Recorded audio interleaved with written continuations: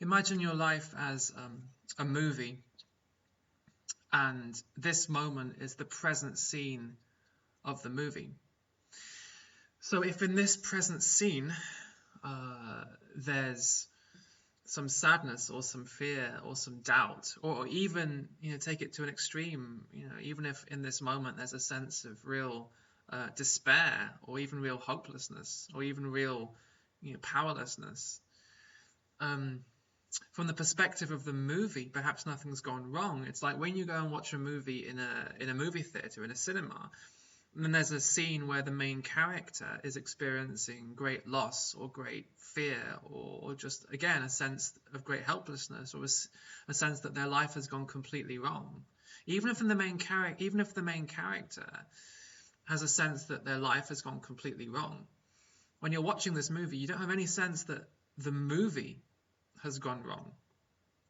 You don't have any sense that the movie itself is broken, or the movie has gone off script. You don't run out of the movie theater and run and try and find the manager of the movie theater and tell him, quick, come, there's something's gone wrong with the movie. You don't. You see that scene is a perfect scene, even if the scene is full of imperfection, even if in the scene the main character feels that everything is imperfect, or that their life has gone wrong.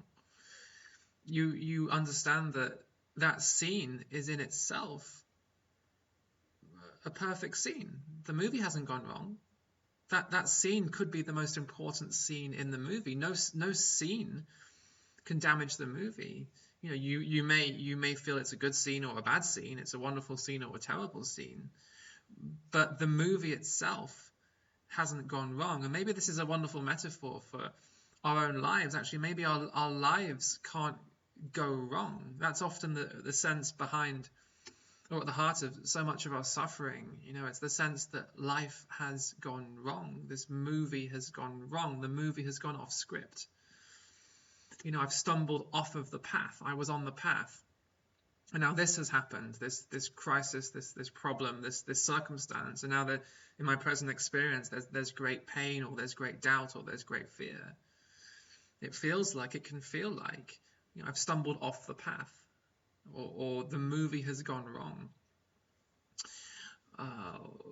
What if that is the path? What if, even feeling as though you've stumbled off the path and experiencing the doubt and the confusion and the lack of answers, what if that scene is not wrong? What if that scene is somehow part of the perfection of the movie, part of the vastness of the movie that the mind can never hope to comprehend? And the thing is, we don't know what the next scene will be. We don't know what the next scene in the movie of our lives will be.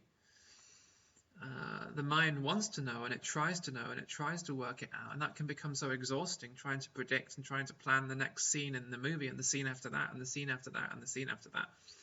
And often, we're trying to escape the present scene, to escape this moment, to escape what's appearing right now. We're trying to get out of the present scene and get to the next scene where things will be better, or even get to the perfect scene in the future, the perfect scene of perfect success, or perfect fame, or even perfect enlightenment, or just some perfect feeling, or some perfect this, or some perfect that.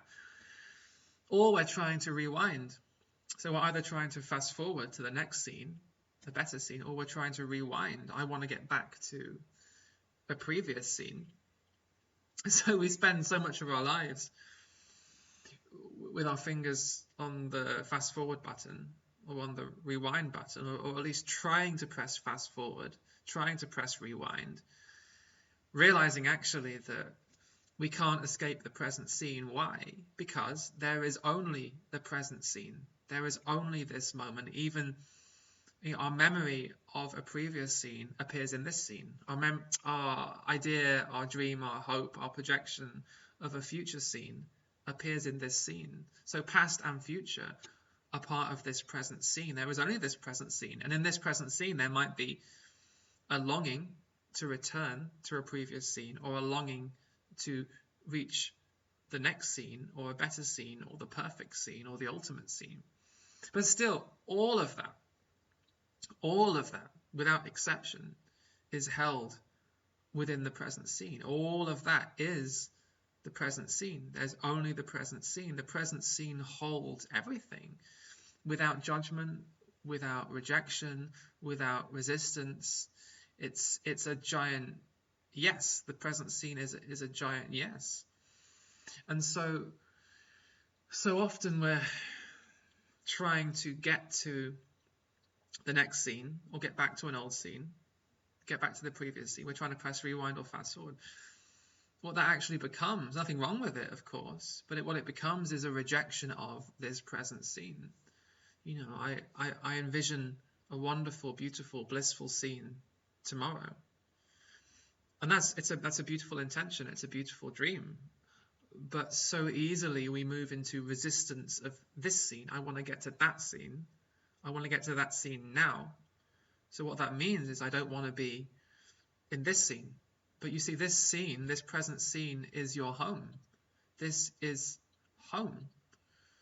So as long as you're trying to escape this scene, trying to get rid of this scene, trying to deny this scene or push away this scene, in a way you're pushing away home. You're pushing away what you truly long for. You're pushing away all the intelligence of life itself. All the intelligence of life itself is contained within this present scene. Even if in this present scene that there's doubt or there's fear or there's a longing, perhaps these are not mistakes. Perhaps there are no mistakes in the present scene. Even if it feels like there's a mistake, perhaps even the sense that there's a mistake is also a sacred part of this present scene. It's held in this present scene. It's allowed in this present scene. So really remembering who you are, remembering your true home, remembering that this present scene is all there is, and it holds everything, past, future, thought, sensation, feeling, even pain, even despair. That's how huge it is. Remembering who you truly are, that is total alignment with life. That's total alignment with life. Saying yes to this present scene is saying yes to the entire movie of your life, because in this moment, this present scene is the movie of your life. In reality, this present scene isn't a tiny, tiny, tiny, tiny sliver. It's not a single frame of celluloid of the movie of your life. In this moment, and we're only ever talking about this moment, in this moment, this present scene is the movie of your life. So saying yes to this scene, or more truthfully, being what you are, which is the yes to this scene, in the same way that the movie screen holds any scene. It holds the difficult scenes, it holds the scenes of fear and scenes of joy and scenes of bliss and scenes of war and scenes of romance and scenes of tears and laughter. The movie screen holds all movies unconditionally. It doesn't reject any movie. It doesn't try and push away certain kinds of movies. It doesn't try and numb itself or try and detach itself or try and escape, or it doesn't try and hold on to movies and make certain movies stay. It's just radical openness. It's radical openness to whatever movie appears.